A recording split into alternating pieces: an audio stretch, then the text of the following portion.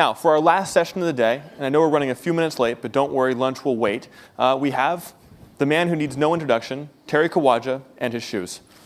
Terry? Thanks, Brian. So here's the money slide, folks. We're coming to the end. What does it look like? This is not a Lumascape, but just thinking about how we evolve, we had hand-sold premium inventory, right, from the top publishers.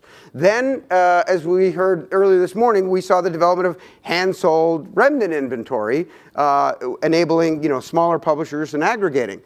Then, of course, we saw the world evolve in the sort of automation or programmatic world where a lot of people focused on these more efficient exchange-based marketplaces. And then finally, we now are seeing an emergence of something that's less, more amorphous, more nascent. I'll call it native/social, but it's content that engages the consumer, many of which doesn't necessarily utilize advertising in the traditional sense.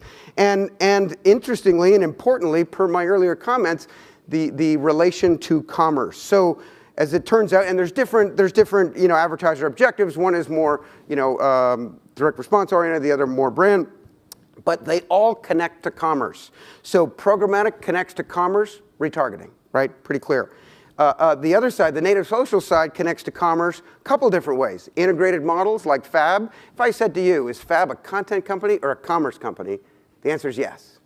And then also like Bazaar Voice with reviews. So there is that nice connection to commerce, which again I think is going to be more and more important as we think of this as marketing technology, not necessarily just advertising. And for the big guys, they're going to have to enable themselves, both with automation and with this new, more consumer-friendly environment. And by the way, the nirvana is if you can get right at the middle, right? If you can bring programmatic scale to content.